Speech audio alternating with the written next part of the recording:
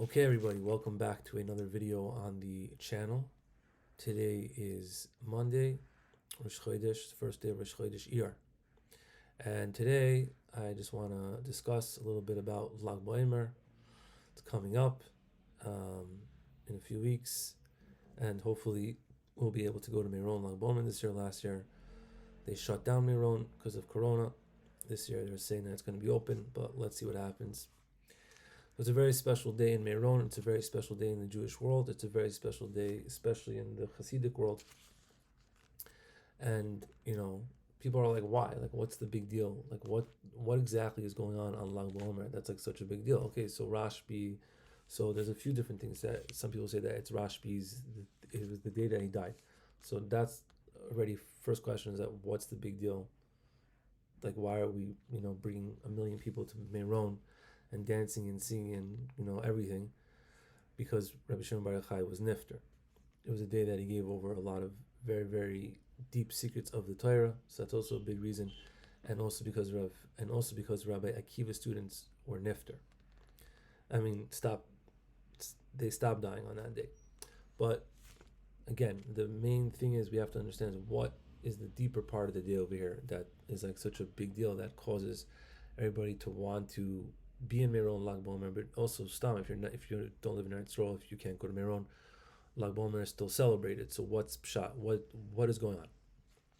Hope I'm looking at the camera correctly. Again, I'm using my new computer that I just got, so I'm using the built-in camera here.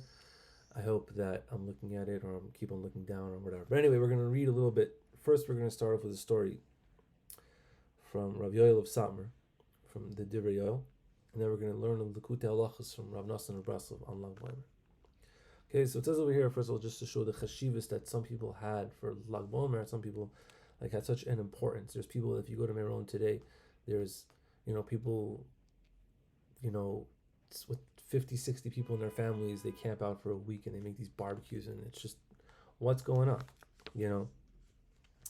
So Rav Yoel of Satmar said that he visited, when he was in Eretz Yisrael, he visited Meron, right? And he was saying that there was buckets and buckets of Jewish tears that are spilled there for Hashem. Everybody loves being there and davening, right?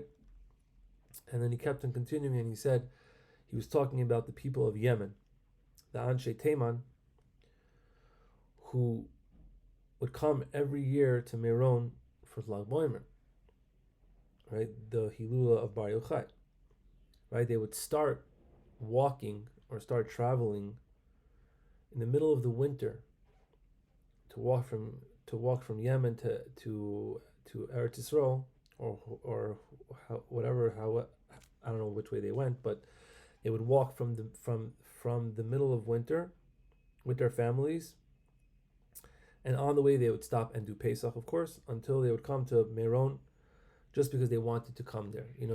So we see that it's a very, very chashuv that some people would come all the way from Yemen back then, when there wasn't planes and all that type of stuff, and also have to do Pesach on the way. It's pretty wild.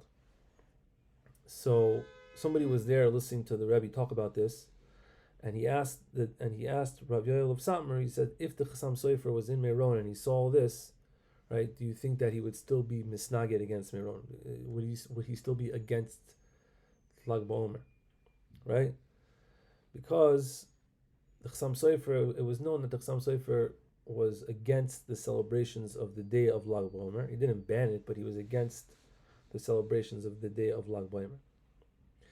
And the Divrei Yoel says, he says that in my humble opinion, I think that if the Chassam Sofer had come to Meron and seen the simcha there, then he would not be against the Lag Baomer or Lag Baomer in Meron. And the Rebbe added on, he said that the fact that there's more than a few tzaddikim that are in Chutz La'aretz that are against making Lag Baomer into like a very holy day, it's because they weren't in Meron. It all starts from Meron, obviously, but I'm saying it's because they weren't there. They didn't see the actual simcha that they could feel there. If they could feel it, then they would not be, they would be into it. So everything starts from Meron. Everything starts from Rav Shimon Bar Yochai on Lag Baomer. So what is going on exactly? So let's turn back now.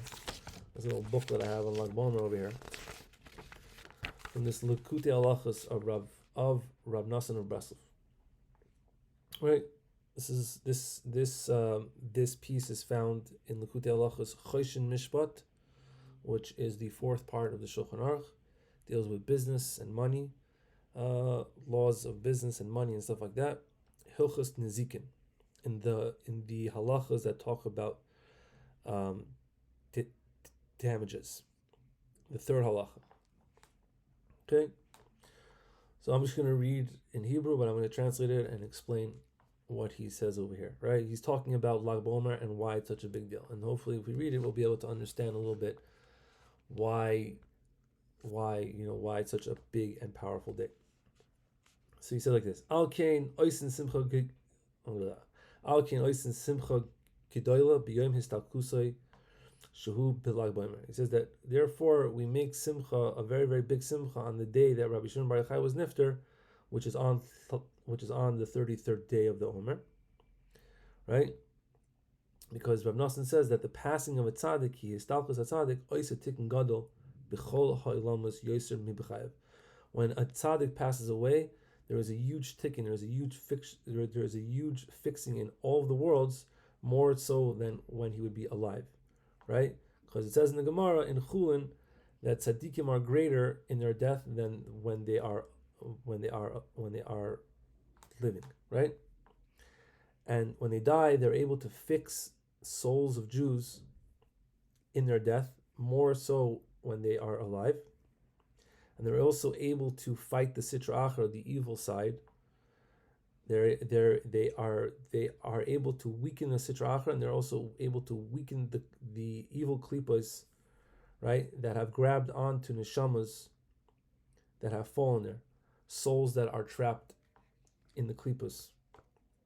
So when a tzaddik died, it's a very, very big deal that there's this, first of all, that there's this huge tikkun happening in Shemayim, and in all the other worlds, and also that he's also able to weaken the Sitra Achra and the klipas that have held on to lost souls that have fallen there, right? Because it says over here that tzaddikim weaken and cancel out all these bad things in their death more than so when they are alive. And this is the concept of, it says in the pasuk, Vayu amesim asher hemis b'moisei rabim asher hemis b'chayev, which means that the tzaddik emes, the leader of the generation, meimis soinei kedusha, he kills the haters of holiness, which are the klipas and the Sitra Achra, in his death more though when he would be alive. So that's already number one, that it's a big day, that when the tzaddik dies, there's big things happening. So that's number one, why we are happy and why we are besimcha. And he says, and this is the concept of the hilula of Rabbi Shimon Bar Yochai, right, that we do on the day that he died. Ki daika al yidei stalkusoi hu metakinu machzer b'tshuva nefashis rabos yoser, right? From through his passing, he fixes and he also returns in tshuva many souls of Israel. And therefore the simcha grows even more, right? This is the concept of the simcha in the future at the time of the resurrection. I don't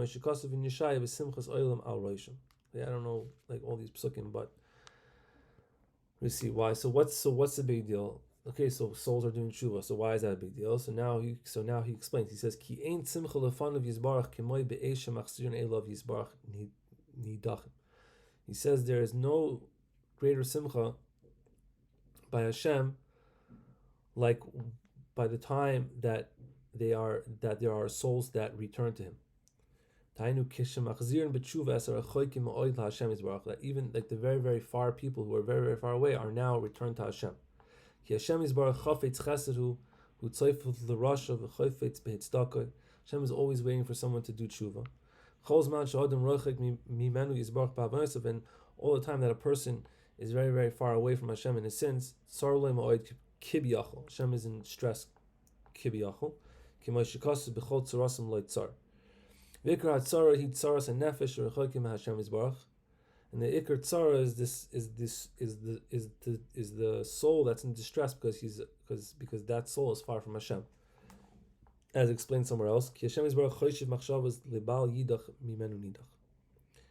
So Al Kain, let's continue it, and it all will make sense at the end. Al Kain Aidesh at Tzadik Malam Metakin Kaman Nishma Yisrael Machziron Lelav Yisbarach. Therefore, since the tzaddik is metakin and he fixes these souls of Israel and brings them back to Hashem, right? The simcha grows greater and greater and greater, right? Just like if you would return to a king who was living, his son that he sent away, right? You know all these stories and these Hasidic stories and these parables and things like that, where like the king sent away his son, and the tzaddik would bring him back and like things like that, So it's the same type of thing is that the king had to throw his son out for a little bit of time, but now the tzaddik is able to bring him back, right? So same type of thing here, right? What does it mean? Because every time you go further and further away, you get worse and worse, right? Because a person gets further and further away from Hashem, he keeps on in his head, he loses like the fight to fight harder to come back to Hashem, right? Because he sees that he's so far away from Hashem. He's like, there's no hope. I'm done. Like, let me just, I'm going to go forever. I'm out, So, and he says this until he makes a mistake that Hashem, right, has distanced him forever. Right? And he thinks that he's never coming back. Right? Like it says in the Pasuk in Eov, Lo yamin shuv mini choshech. Like, you're not going to be able to return from this darkness, basically. But he says, Rav Noson says over here, in truth, Yesh la'melech tzar gadol b'chol eis v'zoicheres b'nai arochik b'chol eis. The king is in tsar, and he's always thinking about the son that's far away. Ukeshenimtze echot shemerachem al hamelech v'al b'nai v'hoylech el ha'makam ha'mzum shenafel l'sham u'meram loy, and he gives him hints. So he says that, but when we find someone who has mercy on the king and has mercy on the son, and he goes to this dark place, this polluted place, that the son fell or the soul fell, and he gives him hints on how to get out, which is what the tzaddik's teachings are the hints or other ways that the tzaddik talks to people just in regular talking, different things like that. So, and he's misnag imoy b'chachama nifla pla v'hafle ad shemachas bo erui tshuva machzir al. The tzaddik has a way of doing things that are able to return a person and bring him back to tshuva without like telling him, okay, like it's time for you to come back to the Beis Medrash, right? Like he doesn't like, say, okay, it's time for you to be from again. He gives him hints, he gives him things, he works with him slowly. It's like the story of the Turkey prince from Rabbi Nachman. It's like the story of the king of this tzaddik who wanted to, what's the story in Supporting Mises? This kid wanted to go to the Rebbe and whatever, it was a whole thing, and people, actually that's not the right story. Okay, whatever, it is what it is. But what I'm saying is that the tzaddik works in a very mysterious way to bring people back to Hashem. Right? He could come over and talk to you and talking to you about baseball or whatever, but like he'll be able to talk to you in a way that tshuva will enter your mind.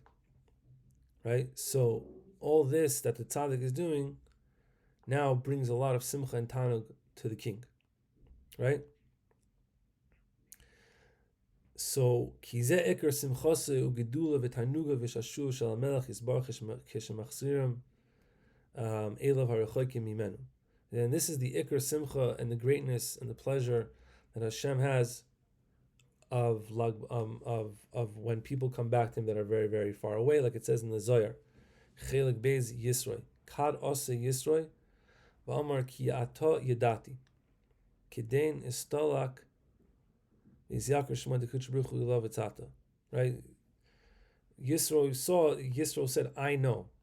Right? Like he knew now that Hashem was the king, and that was a huge thing when Yisro came back. Yisro was not Jewish, and he was able to realize what was going on in the world, right?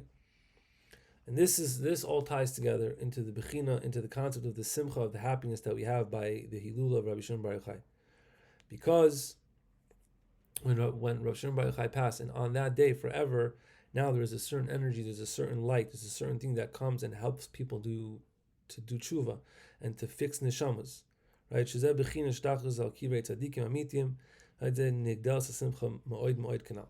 So the way I understand what we just read, very simply, as we just said over and over again, is that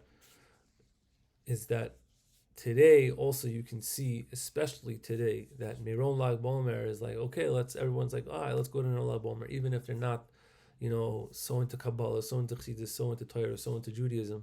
But Meron Lag Baomer, people go there, and there's something that turns on inside them. Like, there's something happening over here. Like, I definitely remember me and a lot of people that I know back in the day. I think my first Meron Lag Baomer was like in 2006 or 2007 or something like that.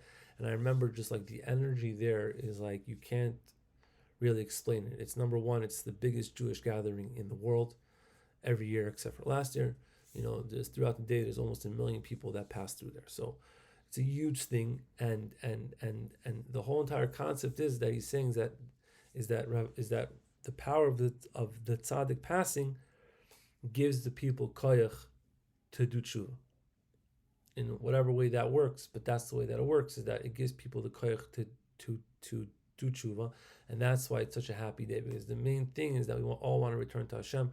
The main thing is that all the neshamas always want to go back. So by the tzaddik's passing, it was able to do a bigger tshuva and bring people back, and that is why today everyone goes to Meron Lag Baomer to feel that and to see that. And there's people there who go there, people who are not so connected to Yiddishkeit will sit there for a week and camp out and give food to anybody, and this because they feel the warmth of the tzaddik. They feel the warmth of